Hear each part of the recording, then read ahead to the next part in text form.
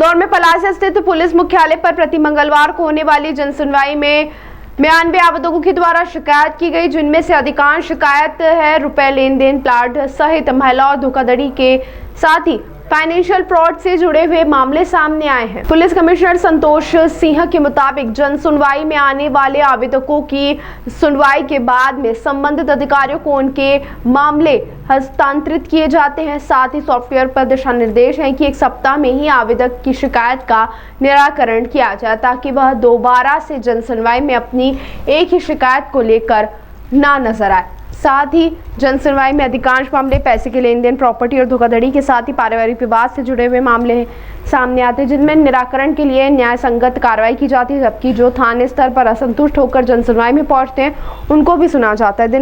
वहीं अधिकांश मामले जो न्यायालय में विचाराधीन नहीं या फिर न्यायालय संगत से जुड़े हुए मामले, उन्हें उचित मार्गदर्शन के बाद अन्य विभागों से भी संपर्क किया जाता है। सामान्यतः पारिवारिक विवाद से लेकर पड़ोसियों के विवाद, कई प्रकार के ऐसे विषय जिसमें पुलिस ने अपनी कार्रवाई कर दी है, जो नियमानुसार वैधानिक कार्रवाई है। और कई बार जो आवेदक होते हैं वो उससे संतुष्ट नहीं होते हैं, उनकी नॉलेज में नहीं होता है कि इसमें FIR और आगे की पूरी विवेचना करते हुए पुलिस ने चालान भी प्रस्तुत कर दिया है, तो उनको वो चीज़ अवगत कराई गई है। और जिन विषयों पे परीक्षण करके जांच करके कार्रवाई किए जाने की आवश्यकता है, उनके लिए हमारी जो अधिकारियों की टीम है उसमें वो उसको परीक्षण करके आगे की कार्रवाई कर रहे हैं। जो भी आवेदक आते हैं उनकी बातों को बहुत ध्यान से सुना जाता है, जो भी वैधानिक कार्रवाई उसमें रहती है उसमें पूरा प्रयास किया जाता है उसका समाधान जल्द से जल्द जो भी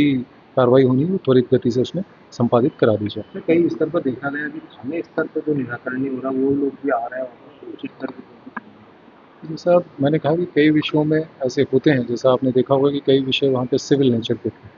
जैसे कोई ऐसा प्रॉपर्टी का विवाद है जिसके लिए ऑलरेडी लिटिगेशन उसमें चल रहा है, वो जो है न्यायालय में विचाराधीन है, तो कई बार उसमें वो अपेक्षा करते हैं कि इसका कोई त्वरित समाधान पुलिस कर दे। थानों में कई बार वो उसको पुलिस केस ना मानते हुए उसको कहते हैं कि आप जो संबंधित न्यायालय में जहाँ का प्रकरण चल रहा है वहाँ से आप इसका निराकरण कराएं। कई बार मकान मालिक किराएदार के ऐसे विवाद होते हैं जिसमें कि नियमानुसार डायरेक्ट पुलिस का उसमें इंटरवेंशन नहीं बनता है, तो शांति व्यवस्था बनाए रखने के लिए पुलिस उसमें बाउंड ओवर की कार्रवाई कर देती है, ताकि दोनों पक्षों का विवाद किसी प्रकार से बड़े स्वरूप में आपस की किसी अन्य उसमें ना जाए। नियमानुसार उसकी जो प्रक्रियात्मक का निराकरण है वो संबंधित जो प्रक्रिया निर्धारित है उसके सब संबंधित न्यायालय से या संबंधित ऑफिस से ही हो सकता है। ये चीज़ें यहाँ पे हमारी टीम है उनको काउंसिल भी करते हैं और हम लोग ये प्रयास करते हैं कि उनमें विवाद ना बढ़े, उसके लिए जो हमारी टीम है वो उसमें कार्रवाई करती है। और अगर उसमें कहीं कोई मीडिएशन करने से, जैसे हमारे यहाँ पर एक वरिष्ठ नागरिकों के उसके लिए भी एक प्रकोष्ठ है, मीडिएशन के लिए भी हमारे मीडिएटर्स काम करते हैं, तो उसमें कोई ऐसे विषय होते हैं जिसमें कि दोनों पक्षों को अगर बिठा के आमने सामने उसका समाधान किया जा सकता है, तो उसका भी प्रयास किया जाता है। तो जो भी पक्ष आते हैं उनकी बातें सुनी जाती हैं और जैसा मैंने कहा